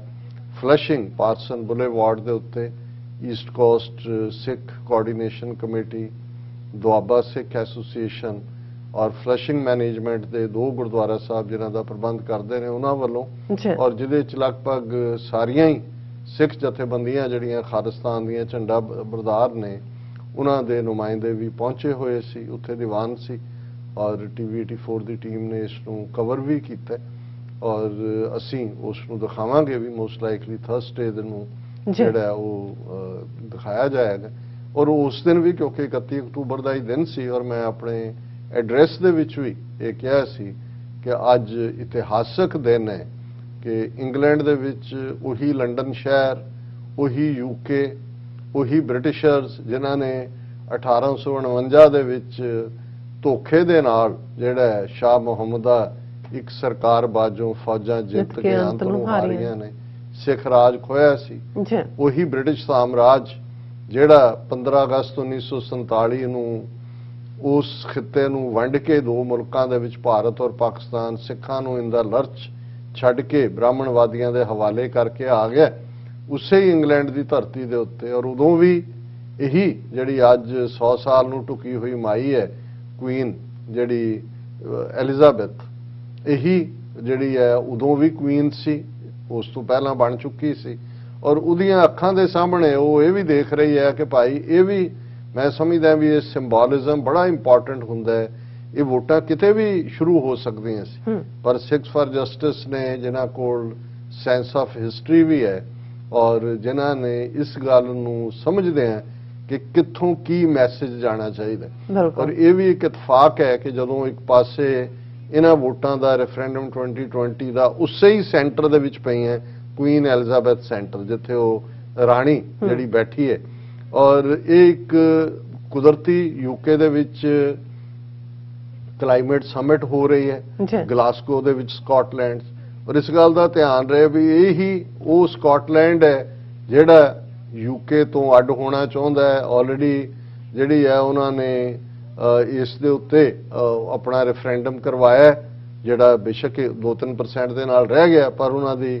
ਫਸਟ ਮਿਨਿਸਟਰ ਜਿਹੜੀ ਹੈ ਉਹਨੇ ਐਲਾਨ ਕੀਤਾ ਜਿਹਨੂੰ ਪ੍ਰਾਈਮ ਮਿਨਿਸਟਰ ਨੂੰ ਉੱਥੇ ਫਸਟ ਮਿਨਿਸਟਰ ਕਿ ਅਸੀਂ ਇੱਥੇ ਕਰਵਾਵਾਂਗੇ। ਸੋ ਜਦੋਂ ਦੁਨੀਆ ਦੇ ਪਾਵਰਫੁਲ ਨੇਸ਼ਨਸ ਕਿਉਂਕਿ ਕਲਾਈਮੇਟ ਸਮਿਟ ਕਲਾਈਮੇਟ ਕਿ ਕਿਸ ਹੱਦ ਤੱਕ ਜਿਹੜਾ ਅਸੀਂ ਖੁਦ ਹੀ ਇਨਸਾਨ ਨੇ ਬੰਦੇ ਨੇ ਇੰਨੀ ਕਿ ਅਸੀਂ ਕਾਰਬਨ ਐਮਿਸ਼ਨ ਕੀਤੀ ਹੈ ਕਿ ਸਾਰਾ ਗੰਦਲਾ ਕਰ ਦਿੱਤਾ ਐਨਵਾਇਰਨਮੈਂਟ, ਟੈਂਪਰੇਚਰ ਵੱਧ ਰਿਹਾ ਹੈ, ਕੁਦਰਤੀ ਆਪਦਾਵਾਂ ਆ ਰਹੀਆਂ ਨੇ। ਹੁਣ ਹਾਲਾਂਕਿ ਬਹੁਤ ਸਾਰੇ ਪੈਰਿਸ ਐਗਰੀਮੈਂਟ ਸੀ ਇਸ ਤੋਂ ਪਹਿਲਾਂ ਫਿਰ ਕੋਵਿਡ-19 ਆਇਆ ਪਿਛਲੇ ਸਾਲ ਨਹੀਂ ਹੋ ਸਕਿਆ ਪਰ ਜੋ ਗੱਲਾਂ ਬਾਤਾਂ ਉਸ ਪੈਰਿਸ ਐਗਰੀਮੈਂਟ 'ਚ ਹੋਈਆਂ ਸੀ ਟਰੰਪ ਤਾਂ ਵੈਸੇ ਉਹਨੇ ਵਿਦਡਰਾ ਕਰ ਲਿਆ ਪਰ ਉਹਦੇ ਚੋਂ ਕੁਝ ਵੀ ਲਾਗੂ ਨਹੀਂ ਕੀਤਾ ਵੈਰੀ ਲਿਟਲ ਔਰ ਇਹੀ ਕਾਰਨ ਹੈ ਕਿ ਜਿਹੜੀ ਯੰਗ ਐਨਵਾਇਰਨਮੈਂਟਲਿਸਟ ਗ੍ਰੇਟਾ ਥਰਨਬਰਗ ਉਹਨੇ ਜਦੋਂ ਉਹਨਾਂ ਸਾਰੇ ਲੀਡਰਾਂ ਨੂੰ ਐਡਰੈਸ ਕੀਤਾ ਜੋ ਸ਼ਰਮ ਉਹਨੇ ਦਿੱਤੀ ਉਹਦੀ 2.5-3 ਮਿੰਟ ਦੀ ਸਪੀਚ ਉਹਨੇ ਹਰ ਗੱਲ ਕਹਿ ਕੇ ਜੋ ਉਸ ਪੈਰਿਸ ਐਗਰੀਮੈਂਟ 'ਚ ਉਹਨੇ ਕਿਹਾ ਬਲਾ ਬਲਾ ਬਲਾ ਉਹਨੇ ਕਿਹਾ ਬਲਾ ਬਲਾ ਬਲਾ ਬਲਾ ਬਲਾ 5 ਵਾਰ ਉਹਨੇ ਬਲਾ ਬਲਾ ਕਿਹਾ। ਉਹਨੇ ਕਿਹਾ ਵੀ ਤੁਸੀਂ ਝੂਠੇ ਹੋ so called world leader so called ਹੋ ਵੀ ਤੁਸੀਂ ਆ ਕੀਤਾ ਔਰ ਤੁਸੀਂ ਤਬਾਹੀ ਦਾ ਕਾਰਨ ਔਰ ਯੂਨਾਈਟਿਡ ਨੇਸ਼ਨ ਸੈਕਟਰੀ ਜਨਰਲ ਨੇ ਵੀ ਬੜਾ ਪਾਵਰਫੁਲੀ ਕਿਹਾ ਉਹਨੇ ਕਿਹਾ ਕਿ ਅਸੀਂ ਇਸ ਪਲੈਨਟ ਦੇ ਉੱਤੇ ਲੋਕ we are digging our own graves ਬਿਲਕੁਲ ਕਿ ਅਸੀਂ ਆਪਣੀਆਂ ਕਬਰਾਂ ਆਪ ਖੋਦ ਰਹੇ ਹਾਂ। ਸੋ ਇੱਕ ਪਾਸੇ ਜਿੱਥੇ ਉਸੇ ਹੀ ਗਲਾਸਗੋ ਸਕਾਟਲੈਂਡ ਦੇ ਵਿੱਚ ਦੁਨੀਆ ਦੇ ਲੀਡਰ ਦੇਖ ਰਹੇ ਨੇ ਕਿ ਉਸੇ ਹੀ ਯੂਕੇ ਦੇ ਉਸ ਵੱਡੇ ਲੰਡਨ ਸ਼ਹਿਰ ਦੇ ਵਿੱਚ ਕੁਈਨ ਐਲਿਜ਼ਾਬੈਥ ਸੈਂਟਰ ਦੇ ਵਿੱਚ ਜਿਹੜਾ ਉੱਥੇ ਸਿੱਖ ਆਪਣਾ ਵਰਡਿਕਟ ਦੇ ਰਹੇ ਨੇ ਕਿ ਭਾਈ 75 ਸਾਲ ਜੋ ਤੁਸੀਂ ਕਰਕੇ ਇੱਥੇ ਗਏ ਉਹ ਕਰਤੂਤ ਸਾਡੇ ਸਬ ਕੰਟੀਨੈਂਟ 75 ਸਾਲ ਬਾਅਦ 6 ਆਰ ਬੈਕ ਔਰ ਅਸੀਂ ਤੁਹਾਡੀ ਧਰਤੀ ਤੇ ਖਲੋ ਕੇ ਤੁਹਾਨੂੰ ਦੱਸ ਰਹੇ ਹਾਂ ਕਿ ਅਸੀਂ ਇਹਨਾਂ ਦੀ ਗੁਲਾਮੀ ਤੋਂ ਛੁਟਕਾਰਾ ਪਾ ਲਿਆ ਔਰ ਅਸੀਂ ਹੁਣ ਇੱਕ ਆਜ਼ਾਦ ਖਾਲਿਸਤਾਨ ਜਿਹੜਾ ਉਹ ਹਾਸਲ ਕਰਾਂਗੇ। ਤਾਂ ਅਸੀਂ ਸਮਝਦੇ ਹਾਂ ਵੀ ਇਹ ਵੀ ਇੱਕ ਹਿਸਟੋਰੀਕਲ ਪ੍ਰਾਊਡ ਮੂਮੈਂਟ ਹੈ। ਬਹੁਤ ਵਾਰ ਜਿਨ੍ਹਾਂ ਨੂੰ ਪਤਾ ਹੈ ਕਿ ਇਤਿਹਾਸ ਦੇ ਵਿੱਚ ਕਿਹੜੇ ਵਾਕਿਆ ਮਾਈਲਸਟੋਨ ਹੁੰਦੇ ਨੇ ਮੀਲ ਪੱਥਰ ਹੁੰਦੇ ਨੇ ਕਿਹਨਾਂ ਦਾ ਜ਼ਿਕਰ ਤੁਸੀਂ ਜੇ ਪਾਕਿਸਤਾਨ ਦੀ ਕਾਇਮੀ ਦੀ ਅਸੀਂ ਗੱਲ ਦੇਖਦੇ ਰਹਿਮਤ ਅਲੀ ਜਿਹਨੇ ਸਭ ਤੋਂ ਪਹਿਲਾਂ ਲਫ਼ਜ਼ ਪਾਕਿਸਤਾਨ ਕਾਇਨ ਕੀਤਾ ਕੈਂਬਰਿਜ ਦਾ ਸਟੂਡੈਂਟ ਔਰ ਉਦੋਂ ਉਹਨੂੰ ਕਿਡ ਸਟਫ ਕਿਹਾ ਜਾਂਦਾ ਸੀ। ਉਹਨੇ ਕਿਹਾ ਕਿ ਵੀ ਨਹੀਂ ਇਹਨਾਂ ਨਾਲ ਸਾਡਾ ਗੁਜ਼ਾਰੇ 1930s ਦੀ ਗੱਲ ਹੈ ਜਦੋਂ ਸਰਦਾਰ ਕਪੂਰ ਸਿੰਘ ਔਰ ਦੂਸਰੇ ਵੀ ਕੈਂਬਰਿਜ ਪੜ੍ਹਦੇ ਸੀ ਉਹਨਾਂ ਨੇ ਸਾਚੀ ਸਾਖੀ ਜ਼ਿਕਰ ਕੀਤਾ ਔਰ ਉਹਨਾਂ ਨੇ ਜਿਹੜਾ ਉਹ ਲੱਗਦਾ ਸੀ ਕਿ ਵੀ ਇਹ ਕੀ ਹੈ ਲੇਕਿਨ ਉਹੀ ਉਸ ਰਹਿਮਤ ਅਲੀ ਦਾ ਜਿਹੜਾ ਡ੍ਰੀਮ ਲੱਗਦਾ ਸੀ ਉਹ ਜਦੋਂ 23 ਮਾਰਚ 1940 ਨੂੰ ਲਾਹੌਰ ਡੈਕਲੇਰੇਸ਼ਨ ਹੁੰਦੀ ਹੈ, ਪਾਕਿਸਤਾਨ ਦੇ ਸੋਚ ਦੇ ਉੱਤੇ ਫੋਕਸ ਹੁੰਦਾ ਹੈ ਔਰ 7 ਸਾਲ ਦੇ ਵਿੱਚ ਪਾਕਿਸਤਾਨ ਹਕੀਕਤ ਬਣਦਾ ਹੈ। ਖਾਲਿਸਤਾਨ ਦੇ ਲਈ ਤਾਂ ਅਸੀਂ 1849 ਤੱਕ ਉਸ ਧਰਤੀ ਦੇ ਉੱਤੇ 1.5 ਲੱਖ ਮੁਰੱਬਾ ਮੀਲ ਦੇ ਉੱਤੇ ਇੱਕ ਸੋਵਰਨ ਨੇਸ਼ਨ ਦੇ ਤੌਰ ਤੇ ਰਹੇ ਹਾਂ। ਅਸੀਂ ਤੀਸਰੀ ਧਿਰ ਰਹੇ ਹਾਂ British sorry negotiation of transfer of power ਵੇਲੇ। ਹੁਣ ਅਹਿਮਕ ਲੀਡਰਸ਼ਿਪ 47 ਦੌਰ ਦਾ ਉਹਦਾ ਬਾਰ-ਬਾਰ ਕੀ ਜ਼ਿਕਰ ਕਰੀਏ, ਅੱਛਾ, ਲੇਕਿਨ ਇਹ 'ਚ ਕੋਈ ਦੋ ਰਾਵਾਂ ਨਹੀਂ ਨੇ ਕਿ ਇਸ ਸਾਰੇ ਨੇ ਜਿਹੜੀ ਇਹ ਰੈਫਰੈਂਡਮ 2020 ਦੀ ਮੁਹਿੰਮ ਹੈ, ਇਹਨੇ ਇਹ ਵੀ ਮੈਸੇਜ ਦਿੱਤਾ ਹੈ ਕਿ ਅਸੀਂ ਪਹਿਲਾਂ 47 ਤੋਂ 84 ਤੱਕ ਪੀਸਫੁਲ ਅਮਨ ਦੇ ਤਰੀਕੇ ਨਾਲ ਜਿਹੜਾ ਹੈ ਉਹ ਕੀਤਾ, ਤੁਸੀਂ ਸਾਨੂੰ ਹਥਿਆਰਬੰਦ ਸੰਘਰਸ਼ ਵੱਲ ਤੋਰਿਆ, ਅਸੀਂ ਉਹ ਵੀ ਤੁਹਾਨੂੰ ਲੜ ਕੇ ਦੱਸਿਆ, ਤੁਹਾਡੇ ਟੀਸੀ ਦੇ ਬੇਰ ਅਸੀਂ ਲਾਏ ਨੇ, ਇੰਦਰਾ ਗਾਂਧੀ, ਵੈਦਿਆ, ਪੰਜਾਬ ਦਾ ਚੀਫ ਮਿਨਿਸਟਰ ਬੇਅੰਤਾ, ਕਿੰਨੇ ਹੋਰ 1700 ਤੋਂ ਜ਼ਿਆਦਾ ਜ਼ੁਲਮ ਕਰਨ ਵਾਲੇ ਪੁਲਸੀਏ, ਉਹਨਾਂ ਦੇ ਵੈਬਸਾਈਟ ਤੇ ਜਾ ਕੇ ਦੇਖ ਲਓ। ਲੇਕਿਨ ਅਸੀਂ ਫੇਰ 37 ਵਰਿਆਂ ਬਾਅਦ ਹੁਣ ਦੁਨੀਆ ਦੀ ਕਮਿਊਨਿਟੀ ਨੂੰ ਦੱਸਣਾ ਚਾਹੁੰਦੇ ਹਾਂ ਕਿ ਉਦੋਂ ਵੀ ਵਾਇਲੈਂਸ ਸਾਡੀ ਚੁਆਇਸ ਨਹੀਂ ਸੀ, ਸਾਡੇ ਤੇ ਥੋਪੀ ਗਈ ਸੀ। ਅਸੀਂ ਫੇਰ ਦੁਨੀਆ ਦੀ ਕਚਹਿਰੀ 'ਚ ਆਏ ਹਾਂ ਪੀਸਫੁਲ ਤਰੀਕੇ ਦੇ ਨਾਲ, UN ਚਾਰਟਰ ਦੇ ਥੱਲੇ, ਜਿੱਥੇ ਰਾਈਟ ਆਫ ਸੈਲਫ ਡਿਟਰਮੀਨੇਸ਼ਨ ਔਰ ਜਿਹੜੀ ਉਹਦੇ ਲਈ ਪ੍ਰੋਸੈਸ ਹੈ ਕਿ ਲੋਕਾਂ ਨੂੰ ਪੁੱਛਣਾ ਕਿ ਭਾਈ ਤੁਸੀਂ ਦੱਸੋ, ਜਿਹੜੀ ਪ੍ਰੋਸੈਸ ਅਸੀਂ ਸਕਾਟਲੈਂਡ ਦੇ ਹਵਾਲੇ ਨਾਲ ਜ਼ਿਕਰ ਕੀਤਾ, ਈਸਟ ਤੈਮੂਰ 'ਚ ਲਾਗੂ ਹੋਈ,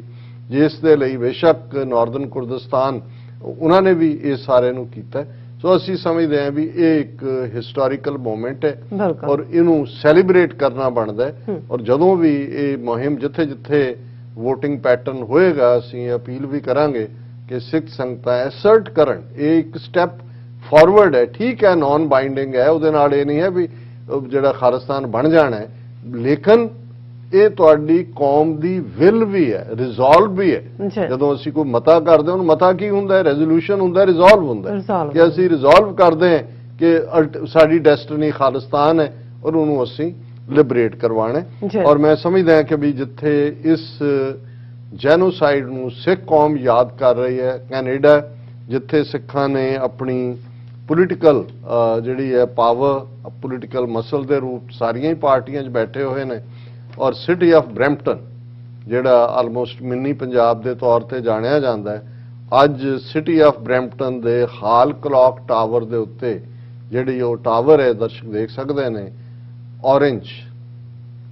ਜਿਹਨੂੰ ਅਸੀਂ ਕੇਸਰੀ ਰੰਗ ਕਹਿੰਦੇ ਹਾਂ, ਇਹ ਰੋਸ਼ਨੀ ਦੇ ਵਿੱਚ ਉਸ ਕਲੌਕ ਟਾਵਰ ਨੂੰ ਜਿਹੜਾ ਉਸ ਦੇ ਉੱਤੇ ਜਗ ਰਹੀ ਹੈ। ਔਰ ਇਹ ਉਹਨਾਂ ਦੇ ਮੇਅਰ ਨੇ ਮਿਸਟਰ ਪੈਟਰਿਕ ਬਰਾਊਨ, ਜਿਨ੍ਹਾਂ ਨੇ ਫੈਸਲਾ ਕੀਤਾ, ਉਹਨਾਂ ਕਿਹਾ ਦਿਸ ਈਵਨਿੰਗ, ਇਹ ਸਿਟੀ ਆਫ ਬਰੈਂਪਟਨ ਦਾ, ਔਰ ਦਰਸ਼ਕ ਦੇਖ ਸਕਣਗੇ ਸਕਰੀਨ ਤੇ, this evening Brampton city hall clock tower will be lit orange in recognition of Sikh genocide awareness week. ਹੁਣ ਇਹ ਸਾਰੇ ਹੀ ਹਫ਼ਤੇ ਨੂੰ ਬਰੈਂਪਟਨ ਸਿਟੀ ਨੇ ਨਾ ਸਿਰਫ ਜਿਹੜਾ ਸਿੱਖ ਜੈਨੋਸਾਈਡ ਅਵੇਅਰਨੈਸ ਵੀਕ ਐਲਾਨਿਆ, ਸਗੋਂ ਉਹਨਾਂ ਨੇ ਜਿਹੜਾ ਸਿਟੀ ਦਾ ਹਾਲ ਕਲੌਕ ਟਾਵਰ ਹੈ ਉਸ ਦੇ ਉੱਤੇ ਔਰੇਂਜ ਰੋਸ਼ਨੀ ਉਹਨਾਂ ਸਾਰੇ ਹੀ ਜੈਨੋਸਾਈਡ ਵਿਕਟਮਸ ਦੀ ਯਾਦ ਦੇ ਵਿੱਚ ਹੈ। ਇਸੇ ਤਰ੍ਹਾਂ NDP ਪਾਰਟੀ ਦੇ ਲੀਡਰ ਜਗਮੀਤ ਸਿੰਘ, ਉਹਨਾਂ ਨੇ ਮੈਸੇਜ ਦਿੱਤਾ ਹੈ ਆਪਣੇ ਟਵਿੱਟਰ ਹੈਂਡਲਰ ਤੇ ਵੀ, ਅੰਗਰੇਜ਼ੀ 'ਚ ਵੀ, ਫ੍ਰੈਂਚ 'ਚ ਵੀ, ਕਿਉਂਕਿ ਦੋਨੋਂ ਹੀ ਜ਼ਬਾਨਾਂ ਨੇ ਕੈਨੇਡਾ ਦੀਆਂ। ਉਹਨਾਂ ਨੇ ਕਿਹਾ today marks the 37th remembrance of 1984 Sikh genocide. ਇਸ ਗੱਲ ਦਾ ਧਿਆਨ ਰਹੇ, ਉੱਥੋਂ ਦੇ ਹਾਕਮਾਂ ਨੇ ਔਰ ਅੱਜ ਤੱਕ ਵੀ ਉਹਨਾਂ ਦੇ ਦੁਮ ਛੱਲੇ ਇਹਨੂੰ ਰਾਇਟ ਕਰਦੇ ਰਹੇ, ਲੇਕਿਨ ਇਹ ਐਜ਼ ਏ ਜੈਨੋਸਾਈਡ ਲਫ਼ਜ਼ ਦੁਨੀਆ ਭਰ 'ਚ ਸਿੱਖਾਂ ਨੇ ਆਪਣੀ ਪੋਲੀਟੀਕਲ ਲੌਬੀ ਨਾਲ ਰੈਕਗਨਾਈਜ਼ ਕਰਵਾਇਆ। ਉਹਨਾਂ ਨੇ ਕਿਹਾ the coming weeks are painful for members of the Sikh community, ਬਹੁਤ ਦਰਦਨਾਕ ਹੋਣਗੇ। 37 years ago, political leaders led mobs using state resources and voter lists to target Sikh families. Jagmeet Singh ਹੈ, ਉਹਨੇ ਕਿਹਾ ਕਿ ਇਹ ਵੋਟਾਂ ਜਿਹੜੇ ਵੋਟਰ ਲਿਸਟਾਂ ਔਰ ਸਟੇਟ ਸਪਾਂਸਰਡ, ਕੋਈ ਸ਼ੱਕ ਨਹੀਂ ਹੈ। ਔਰ ਉਹਨਾਂ ਨੇ ਕਿਹਾ ਕਿ ਕੰਟਰੀਜ਼ ਲਾਈਕ ਕੈਨੇਡਾ ਗੇਵ ਮੈਨੀ ਸੇਫ ਹੇਵਨ, ਕਿ ਭਾਈ ਜਿਹੜੇ ਉੱਥੋਂ ਨਿਕਲੇ ਵਿਚਾਰੇ ਸਫਰ ਕਰਕੇ, ਉਹਨਾਂ ਨੂੰ ਕੈਨੇਡਾ ਨੇ ਅਸਾਈਲਮ ਦਿੱਤੀ। ਦਾ ਟਰਾਮਾ ਆਈ ਹੈਵ ਵਿਟਨੈਸ ਮੈਨੀ carry and my personal journey in understanding this violence has taught me the following: we must always pursue justice and challenge all forms of hate by giving it no room to grow and confront it with love, courage, and radical empathy यही नहीं कि भी असी हाँ बहुत माड़ा होया नहीं करो उन्होंने जस्टिस ਲਈ ਅਕਾਊਂਟੇਬਲ ਬਣਾਓ। ਔਰ ਜਗਮੀਤ ਸਿੰਘ ਹੋਰਾਂ ਦੇ ਮੈਸੇਜ ਤੋਂ ਇਲਾਵਾ ਗੁਰਰਤਨ ਸਿੰਘ ਜਿਹੜੇ ਮੈਂਬਰ ਪ੍ਰੋਵਿੰਸ਼ੀਅਲ ਪਾਰਲੀਮੈਂਟ ਨੇ ਓਨਟਾਰੀਓ ਚ ਉਹਨਾਂ ਨੇ ਕਿਹਾ we must name what happened to 6 in November 1984 throughout India for what it was। ਸਾਨੂੰ ਜਿਹੜਾ ਉਹ ਕਹਿਣਾ ਸਟੇਟ ਸਪਾਂਸਰਡ ਜੈਨੋਸਾਈਡ ਉਹਨੇ ਕਿਹਾ ਵੀ ਮਤ ਇਹਨੂੰ ਜਿਹੜਾ दंगे और फलाना इनू न्याय करिए कि state sponsored genocide the trauma of this genocide lives with us along with the structures of violence that allowed it to happen। let's continue to fight for justice। और इसी तरह ਹੁਣ ਇੱਕ ਪਾਸੇ ਇਹ ਚੱਲ ਰਿਹਾ ਤੇ ਜੇ ਤੁਸੀਂ ਭਾਰਤ ਦਾ ਜਸਟਿਸ ਸਿਸਟਮ ਦੇਖਣਾ ਹੈ ਤੇ ਖਬਰ ਹੈ delayed justice in 1984 Sikh riot cases National Commission for Minorities issues notice to 9 states. ਹੁਣ ਜਿਹੜਾ ਨੈਸ਼ਨਲ ਕਮਿਸ਼ਨ ਦਾ ਬਣਾਇਆ ਇੱਕ ਪਗੜੀਧਾਰੀ ਬੀਜੇਪੀ ਦਾ ਟੌਂਟ ਬਟੌਂਟ ਇਕਬਾਲ ਸਿੰਘ ਲਾਲਪੁਰਾ ਉਹਨੇ 9 ਸਟੇਟਾਂ ਨੂੰ ਨੋਟਿਸ ਇਸ਼ੂ ਕੀਤੇ ਨੇ ਜਿਨ੍ਹਾਂ 'ਚ ਦਿੱਲੀ, ਝਾਰਖੰਡ, ਓਡੀਸ਼ਾ, ਵੈਸਟ ਬੰਗਾਲ, ਬਿਹਾਰ, ਹਰਿਆਣਾ, ਜੰਮੂ ਕਸ਼ਮੀਰ, ਹਿਮਾਚਲ ਪ੍ਰਦੇਸ਼ ਕਿ ਜੀ ਇਹ ਇੰਨੇ 37 ਸਾਲ ਬੀਤ ਗਏ ਦੰਗਿਆਂ ਨੂੰ ਇਹਨਾਂ 9 ਸਟੇਟਾਂ 'ਚ ਤੁਸੀਂ ਕਿਉਂ ਨਹੀਂ ਕੰਪਨਸੇਸ਼ਨ ਦਿੱਤਾ क्यों नहीं कार्रवाई की। हुण ये सारा और असी आने वाले दिनों भी रखांगे जारी इस डिस्कशन पर असी ये समझते हैं कि ये सिर्फ रिमैंबर करने तक नहीं जां जिवें एक मुहिम हुंदी है कि light a candle in memory of those who suffer. ठीक है ये भी एक सेंटीमेंटल तरीका है तुसीं अपने आप नूं याद दहानी करवानी है पर एक गल दा ध्यान रहे जस्टिस और जस्टिस जिन्हां ने ये वपराया उन्होंने तो तुहानूं 37 वरियां च एक तो बाद एक दर्जन तो ज्यादा हुकूमतां बदलियां जस्टिस किहने देना सी क्योंकि जिन्हां तो तुसीं जस्टिस मंगदे हो स्टेट तो करवाउण वाली है और उस स्टेट दा जिहड़ा अज भी रवैया है वो बद तो बदतर होया है। जस्टिस लिया जांदा है जदों तुसीं अपने हक खोंदे हो और साडा जस्टिस हुण खालिस्तान दी प्राप्ति दे नाल ही जुड़िया होया है दरियाए जमुना तो वाघा तक और बाकी जिहड़ा नक्शे च हुण डिस्क्राइब कर दिता है कि किवें हरियाणा हिमाचल बहुतिਆਂ ने मैनूं कहा जी तुसीं ईस्ट टू वैसट कहंदे हो मैं कहा जी हाँ ये जरूरी है दसना कि वाघा बॉर्डर फाइनल लाइन है इधर दिल्ली तक है तो इधर फिर साडा बॉर्डर चीन नेपाल तक लगन वाला है वो असी अक्सर गल करते और आने वाले सैगमेंट्स भी असी ਹੋਰ ਵੇਰਵੇ ਨਾਲ ਗੱਲਬਾਤ ਕਰਾਂਗੇ। ਜੀ ਰਾਜ ਸਾਹਿਬ ਤੁਹਾਡਾ ਬਹੁਤ ਬਹੁਤ ਸ਼ੁਕਰੀਆ। ਸਾਥੀਆਂ ਨੇ ਬ੍ਰੇਕ ਤੋਂ ਪਹਿਲਾਂ ਅਸੀਂ ਆਪਣੇ ਦਰਸ਼ਕਾਂ ਤੇ ਸਰੋਤਿਆਂ ਨੂੰ ਅਪੀਲ ਤੇ ਬੇਨਤੀ ਕਰਦੇ ਵਿਊਅਰਸ ਜਿਸ ਤਰ੍ਹਾਂ ਕਿ ਤੁਸੀਂ ਜਾਣਦੇ ਹੋ ਕਿ ਟੀਵੀ 84 ਇੱਕ ਪੰਥਕ और एक आजाद नॉन प्रॉफिट मीडिया अदारा है। सो टीवी 84 ਨੂੰ ਸਿਆਸੀ ਜਾਂ ਕਾਰਪੋਰੇਟ ਪ੍ਰਭਾਵ ਤੋਂ ਮੁਕਤ ਰੱਖਣ ਲਈ ਅਸੀਂ ਆਪ ਸਭ ਦਰਸ਼ਕਾਂ ਤੇ ਜਿਹੜਾ ਨਿਰਭਰ ਕਰਦੇ ਹਾਂ। ਸੋ ਆਜ਼ਾਦ ਸਿੱਖ ਪੱਤਰਕਾਰਿਤਾ ਨੂੰ ਜਿਉਂਦਾ ਰੱਖਣਾ ਸਮੇਂ ਦੀ ਮੁੱਖ ਲੋੜ ਹੈ। ਸੋ ਆਪ ਦਰਸ਼ਕਾਂ ਦੀ ਮਦਦ ਤੋਂ ਬਿਨਾਂ ਜਿਹੜਾ ਇਹ ਸੰਭਵ ਨਹੀਂ ਹੈ। ਸੋ ਆਪਣੇ ਦਸਵੰਧ ਵਿੱਚੋਂ ਟੀਵੀ 84 ਨੂੰ ਡੋਨੇਟ ਕਰੋ। ਸਕਰੀਨ ਤੇ ਜਿਹੜੀ ਆ ਰਹੀ ਜਾਣਕਾਰੀ ਹੈ ਤੁਸੀਂ ਸਾਡੇ ਤੱਕ ਉਸ ਰਾਹੀਂ ਪਹੁੰਚ ਕਰ ਸਕਦੇ ਹੋ। ਸਾਡੀ ਜਿਹੜੀ ਵੈਬਸਾਈਟ www.tv84.tv ਜਾਂ ਸੋਸ਼ਲ ਮੀਡੀਆ ਤੇ ਡਿਸਕ੍ਰਿਪਸ਼ਨ ਵਿੱਚ ਦਿੱਤੇ ਜਿਹੜੇ ਲਿੰਕ ਤੇ ਕਲਿੱਕ ਕਰਕੇ ਤੁਸੀਂ ਟੀਵੀ 84 ਨੂੰ ਡੋਨੇਟ ਕਰ ਸਕਦੇ ਹੋ। So please support independent journalism. So viewers ਇੱਥੇ ਲੈਣੇ ਬ੍ਰੇਕ ਔਰ ਬ੍ਰੇਕ ਤੋਂ ਬਾਅਦ ਤੁਹਾਨੂੰ ਮਿਲਾਂਗੇ। ਤੁਸੀਂ ਸਾਡੇ ਨਾਲ ਇਸੇ ਤਰ੍ਹਾਂ ਹੀ ਬਣੇ ਰਹਿਣਾ। Thank you so much.